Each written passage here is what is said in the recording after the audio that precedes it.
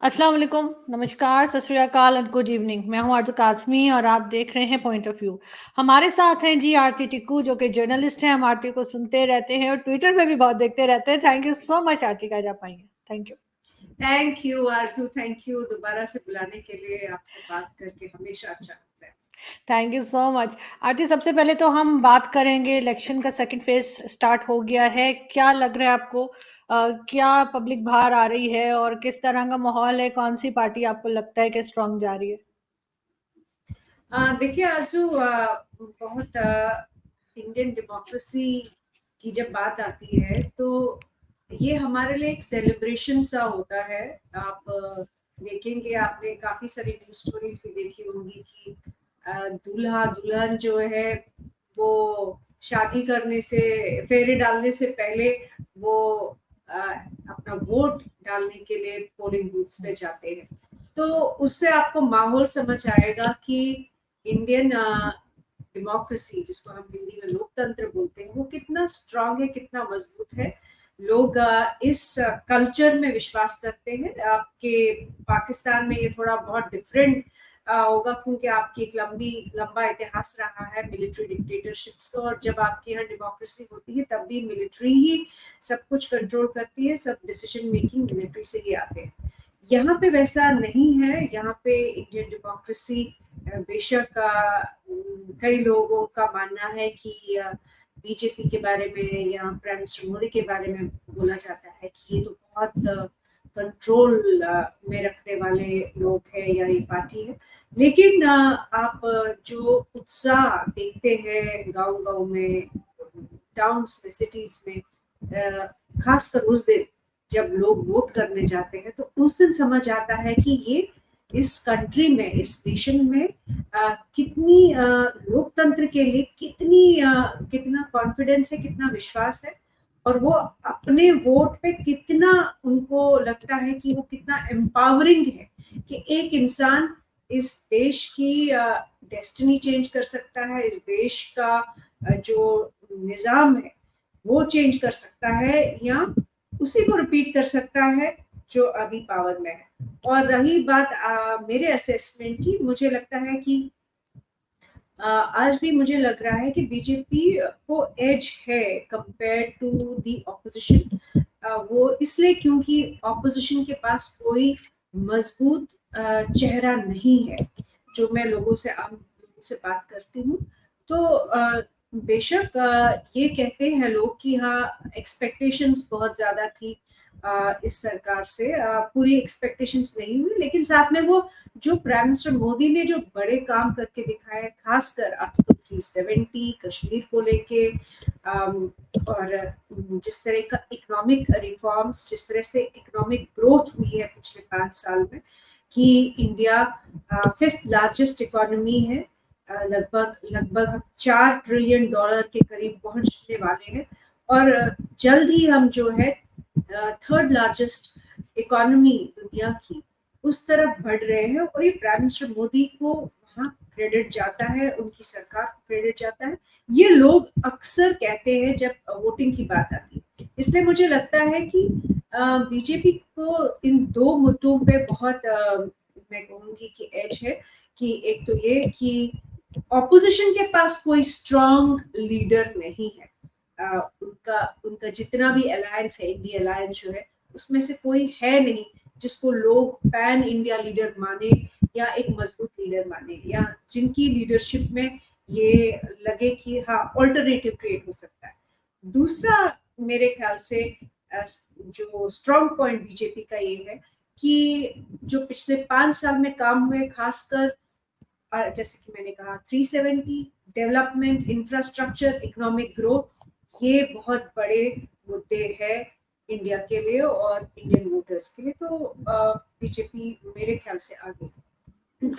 आपको लगता है कि लास्ट 5 इयर्स में जो पब्लिक है वो कोई कुछ भारत की मैच्योर हुई है? जैसे अगर हम पाकिस्तान को देखें तो लास्ट 5 इयर्स में यहाँ की जो पब्लिक, आम लोगों को कह रही हूँ, जो आपको रोड पे मिलेंगे या कहीं, तो उनको आहिस्ता आहिस्ता ये समझ आई है कि वो एस्टैब्लिशमेंट का भी नाम लेने लगे हैं कि उनका भी रोल है पाकिस्तान की हालत खराब करने में।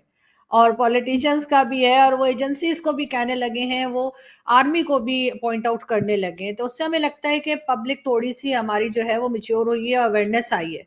आपको लगता है कि भारत की जो पब्लिक है उसमें कोई अवेयरनेस आई है कि 5 इयर्स में, जैसे आपने कहा कि बहुत से ऐसे पॉइंट्स थे जो कंप्लीट नहीं हो सके, तो उनको ये समझ आ रही है कि कोई गवर्नमेंट भी आए वो 100% डिलीवर नहीं कर सकती, अगर वो 50% भी करती है तब भी वो सक्सेसफुल कहलाई जा सकती है?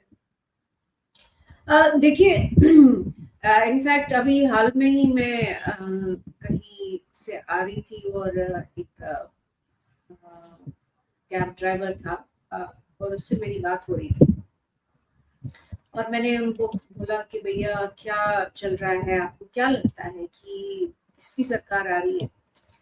तो उन्होंने मुझे एक बहुत इंटरेस्टिंग और इंसाइटफुल कमेंट बोला, और मुझे लगता है कि ये कमेंट, ये जो इंसाइट उन्होंने मुझे दी, ये लगभग लगभग सारा आप रूरल इंडिया में देखिए, अर्बन इंडिया में ऑलरेडी जो लोग काफी जागरूक है, उनको पता है कि क्या हो रहा है, लेकिन अक्सर हम ये अज्यूम करते हैं कि गांव में शायद लोगों को नहीं समझ आती या नहीं पता है।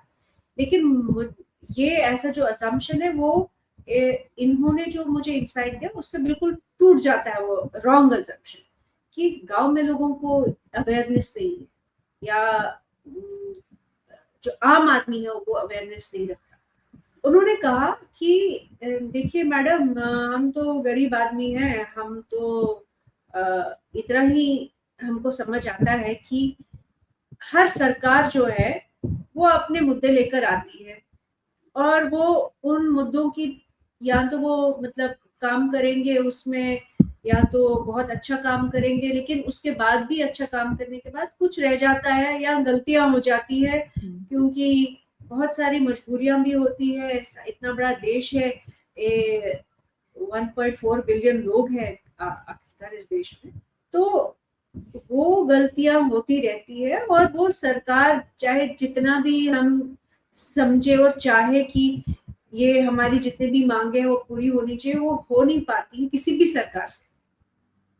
तो हमें लगता है कि बीजेपी ने बहुत काम तो किए, कुछ रह गए हैं, लेकिन बीजेपी की सरकार में बड़ी सारी चीजों से हमारे को हमारी जिंदगी में काफी सुविधाएं मिली। तो उन्होंने मुझे गिनाने लगे बड़े सारे वो की स्कीम्स जिनसे फायदा हुआ है आम जनता को। यहाँ पे आयुष्मान भारत जो इंश्योरेंस के रिगार्डिंग है, आम जनता को इंश्योरेंस और हेल्थ इंश्योरेंस, और वैसे ही उज्ज्वला स्कीम, गैस सिलेंडर, वैसे ही राशन जो मुफ्त में जा रहा है लोगों को, घर के लिए पैसा मिल रहा है, टॉयलेट्स के लिए पैसा मिल रहा है, डायरेक्ट बेनिफिट ट्रांसफर जो बिल्कुल अकाउंट्स में जा रहा है।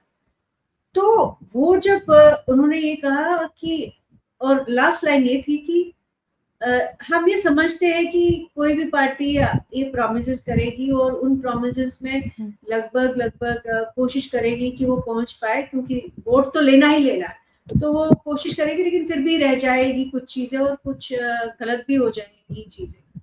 लेकिन उन्होंने कहा कि लेकिन ये सरकार जो है इसका अभी विकल्प नहीं है, ऑल्टरनेटिव नहीं है, क्योंकि इन्होंने काम अच्छा किया, गलतियां की है, लेकिन इनके इनके ऑपोजिशन में जब हम सोचते हैं कि क्या वो ऑल्टरनेटिव हो सकता है, तो नहीं हो सकता। तो बेसिकली मैंने जो आपको मोटा मोटा पहले केक कहा वही मैं दोबारा दोहरा रही हूँ कि भारत की जनता जो है वो बहुत जागरूक है। हम लोगों को आपको बहुत समय लगा ये समझने में, पाकिस्तान की जनता को, कि उनके साथ क्या हो रहा है, मिलिट्री डिक्टेटरशिप जिस तरह का हमने देखा इमरान खान के लिए जो आउटपुअर हुआ, या मिलिट्री के खिलाफ जो डिफाइंस हमने पाकिस्तान में देखी आम जनता की।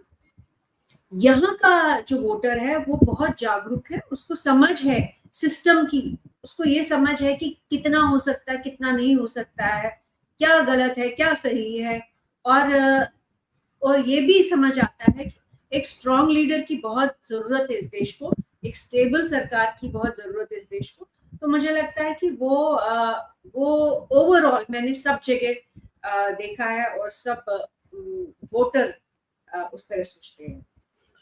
बिल्कुल ऐसा ही है।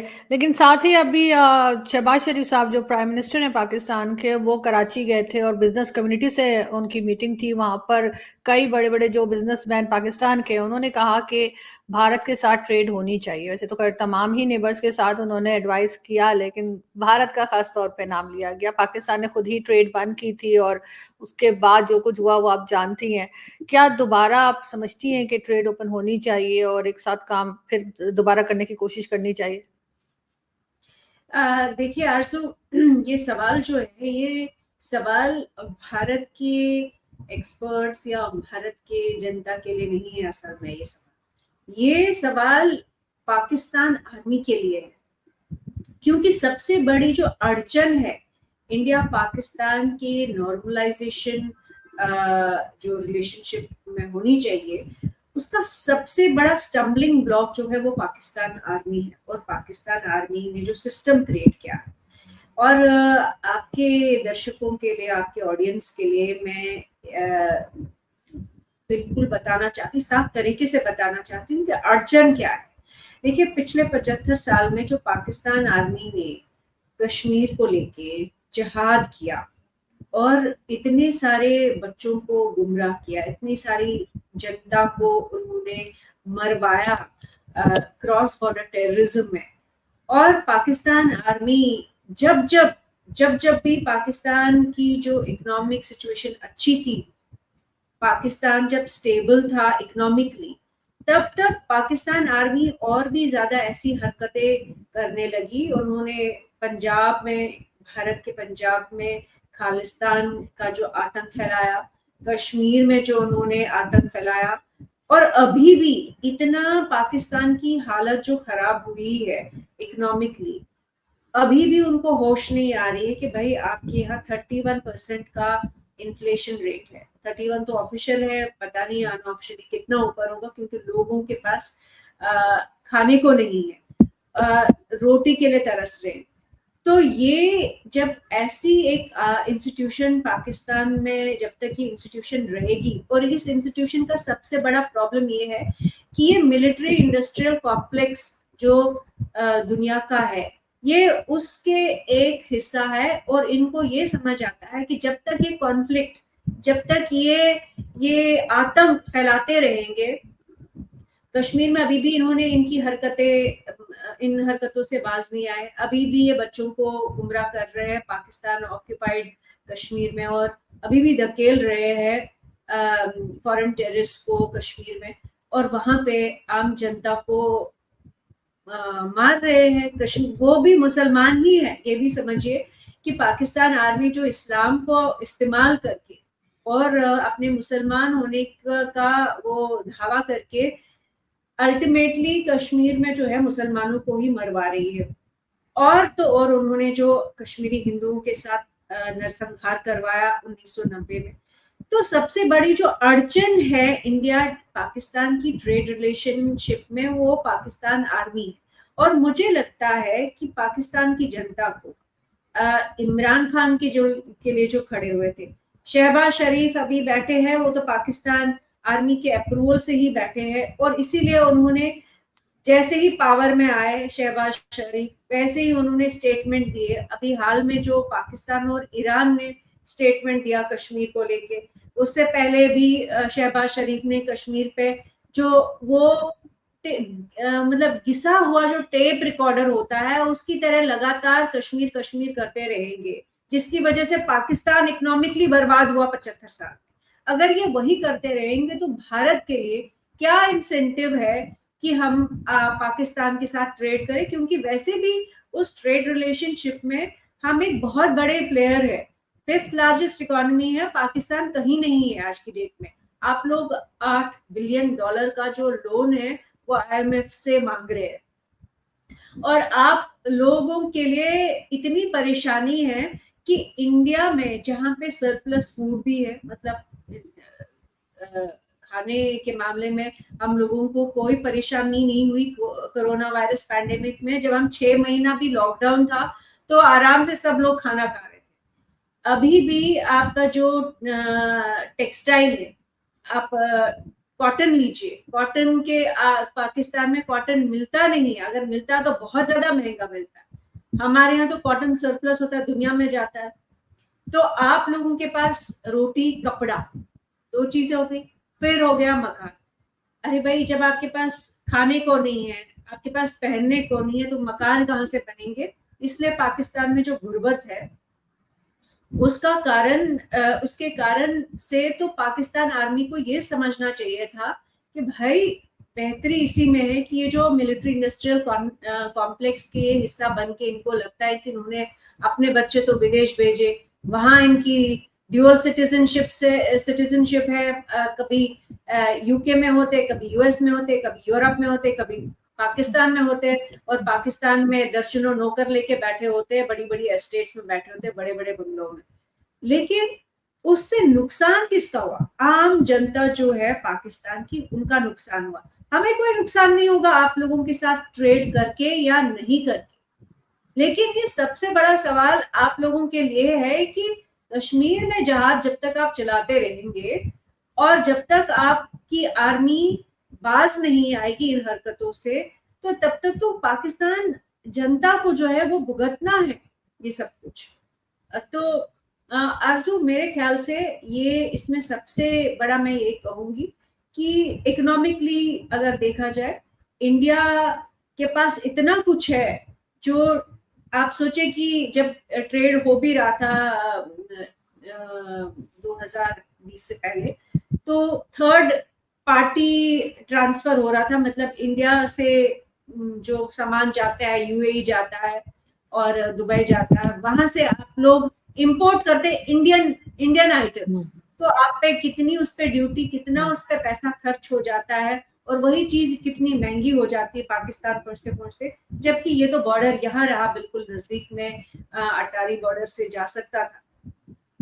तो पाकिस्तान को मुझे लगता है आम जनता को ये समझना पड़ेगा, ये मैच्योर होना पड़ेगा कि पाकिस्तान आर्मी को ये समझाए कि भाई ये आपने जो न्यूक्लियर आपने बना लिया अपने आप को, लेकिन आप अपने लोगों को खाना नहीं दे सकते, तो उन न्यूक्लियर बॉम्ब्स का आप करेंगे क्या? आपने मिलियंस मिलियंस ऑफ डॉलर्स जो है आपने आर्म्स इंडस्ट्री पे लगा लिए, आपने डिफेंस बजट हर बार आपका इतना होता है, और आपको लगता है कि भैया आर्मी जो है पाकिस्तान को चला सकती है। वो सच नहीं है। पाकिस्तान आर्मी ने पाकिस्तान की कमर तोड़ी है, और इसमें सबसे ज्यादा टॉप लीडरशिप की ही गलती है, जो जिन्होंने पाकिस्तान को आतंकी स्टेट बनाया, और पूरी दुनिया में आप लोगों की बदनामी, कहीं पे भी जाइए, यूएस में जाइए, यूरोप में जाइए, यूके में जाइए, तो क्या पाकिस्तानी लोग अपने आप को बड़े प्राउड होके बोलते हैं कि वो पाकिस्तानी नहीं है प्राउड? क्योंकि पाकिस्तान जाना जाता है कि ये तो वही देश है जहां पे उसामा बिन लादेन पकड़ा गया और मारा गया। ये तो वही देश है जहां पे पर्ल, ये जेनियल पर्ल जो है उसकी गर्दन उसकी काटी गई। तो ये जिस तरह की पाकिस्तान की फॉरेन पॉलिसी रही है, और जिस तरह की पाकिस्तान मिलिट्री ने ओवरऑल अफगानिस्तान में भी वही किया, पहले तो 1971 में बांग्लादेशियों के साथ जो उन्होंने जेनोसाइड किया, और उसके बाद अफगानिस्तान में, कश्मीर में, इंडियन पंजाब में, और फिर अंदर ही अंदर बलोच लोगों के साथ, सिंधी लोगों के साथ, अपने ही पश्तून लोगों के साथ जिस तरह का उन्होंने व्यवहार किया है, जिस तरह से उनको फॉडर समझा है, फॉडर समझ दिए ना, जो गाय को जो चारा डालते हैं, तो चारे की तरह जब आप लोगों का इस्तेमाल करेंगे, गरीब लोगों को आप कुछ समझेंगे नहीं, गरीब लोगों की आप पे दया नहीं आएगी उन पे कि उनके पास खाने को नहीं और इतना महंगा खाना मिलता है वहां पे, तो तब तक मुझे नहीं लगता है कि भारत के लिए कोई ये इंसेंटिव है, क्योंकि इकोनॉमिकली भी मैंने आपको बोला कि हम लोगों को कोई फायदा नहीं होगा पाकिस्तान के साथ ट्रेड करने में।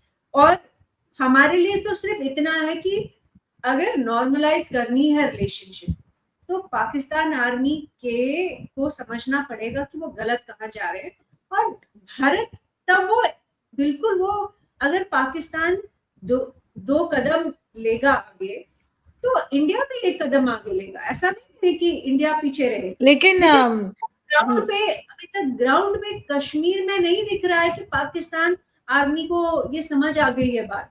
अभी तक ग्राउंड पे ये नहीं दिख रहा है कि शहबाज शरीफ ने अपनी जो माइंडसेट है, मेंटालिटी चेंज की है। अभी तक ये नहीं समझ रहा। इमरान खान जब पावर में थे तो बराबर वो वही करते रहे जो पाकिस्तान आर्मी बोलती गई। कश्मीर में जिहाद भी करवाया और फिर भारत को गालियां भी दी। फिर पावर से जब निकले इमरान खान, फिर वही बकवास। फिर उन्होंने इंडिया को, फिर उनको समझ आया कि इंडिया ने तो एक्चुअली इंडिया के साथ पार्टनरशिप करना बहुत फायदेमंद है पाकिस्तान। तो ये प्रॉब्लम जो है कि जैसे ही पावर में आते हैं इन पाकिस्तान के जो जितने भी लीडर है, वो जब जैसे ही पावर में आते हैं वो पाकिस्तान आर्मी का गाना गाने लगते हैं, उन्हीं की ट्यून पे वो गाना गाने लगते हैं। तो जब तक सिविलियन लीडरशिप को नहीं समझ आता और पाकिस्तान आर्मी को नहीं समझ आता, मुझे नहीं लगता है कि ट्रेड पॉसिबल है इंडिया पाकिस्तान। नहीं, आप बिल्कुल ठीक कह रही हैं, लेकिन फिर भी कहीं ना कहीं पे इतनी स्पेस होनी चाहिए, इतनी गुंजाइश होनी चाहिए कि जहां से जो है कुछ हम सही कर पाए। वैसे तो खैर ये आपने बिल्कुल ठीक कहा कि जो भी गवर्नमेंट आती है, जो भी प्राइम मिनिस्टर आता है, चाहे वो नवाज शरीफ हो, शहबाज शरीफ हो, इमरान खान हो, जैसे ये पावर में आते हैं एज अ प्राइम मिनिस्टर, तो ये फौरन ही भारत के अगेंस्ट बात करते हैं, और जब ये बाहर निकलते हैं तो ये बिल्कुल उससे उलट बात करते हैं। लगता ही नहीं कि ये सेम वही लोग हैं जो प्राइम मिनिस्टर थे। लेकिन इस वक्त जो हमारी बिजनेस कम्युनिटी जो बात कर रही है और हमारा मेन स्ट्रीम मीडिया दिखा रहा है, तो इसका मतलब यही है कि कहीं ना कहीं स्टैब्लिशमेंट जो है पाकिस्तान की वो भी ऐसा चाहती है।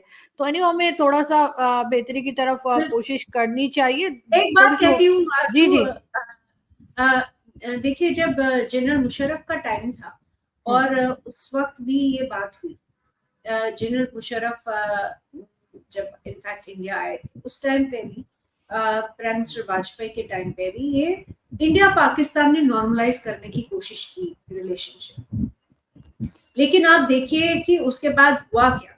और उस टाइम पे भी यही बिजनेस कम्युनिटी जो है, मैं कहूंगी कि उस टाइम पे इनका आर्गुमेंट भी यही था कि पाकिस्तान की इकोनॉमी के लिए इंडियन इकोनॉमी को कोई फर्क नहीं पड़ता है। ये आपके दर्शकों को समझना पड़ेगा कि इंडियन इकोनॉमी अपने आप में एक बहुत बड़ी इकोनॉमी है। जल्द ही हम थर्ड लार्जेस्ट इकोनॉमी होंगे दुनिया के। हमको पाकिस्तान से ट्रेड करके कोई वहां कुछ मिलने वाला नहीं। उल्टा पाकिस्तान को बहुत मदद होगी अगर इंडिया के साथ वो ट्रेड। अब यही आर्गुमेंट जब वाजपेयी और मुशर्रफ के टाइम पे बोला गया तो उसमें हम आगे बढ़े। लेकिन उसके बाद क्या हुआ? उसके बाद मुशर्रफ ने बिल्कुल छुरा घोंपा। आपको याद होगा कि वही हरकतें जो बैक स्टैबिंग उन्होंने नवाज शरीफ के साथ की थी करगिल वॉर के टाइम पे, वही उन्होंने बाद में दोबारा से भी किया जब वो पावर में रहे।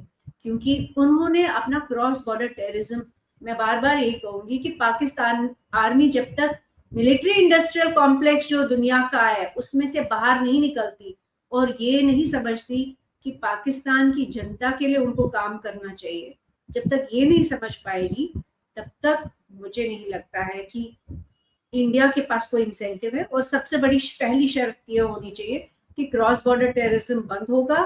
कश्मीर पे ये जो नॉनसेंस चल रहा है शरीफ ब्रदर्स का, तो जब वही जो मैंने कहा पावर में आते हैं तो शुरू कर जाते हैं और पावर के बाहर होंगे तो फिर वो इंडिया के गुणगान करेंगे। ये जब तक ये पॉलिसी चेंज नहीं होगी मुझे नहीं लगता कि कुछ बदलने वाला। बिल्कुल ऐसा ही है, पाकिस्तान को भी पॉलिसी चेंज करनी होगी और जाहिर है कि जितने भी नेबर्स हैं सबके साथ ही, चाहे वो अफगानिस्तान हो, चाहे ईरान हो, चाहे भारत, सभी के साथ टर्म्स ठीक करने होंगे, तभी ये आगे सरवाइव कर सकेंगे, क्योंकि इस वक्त तो बहुत बुरी हालत है। Thank you so much Aarti Kaicha, thank you so much. Thank you.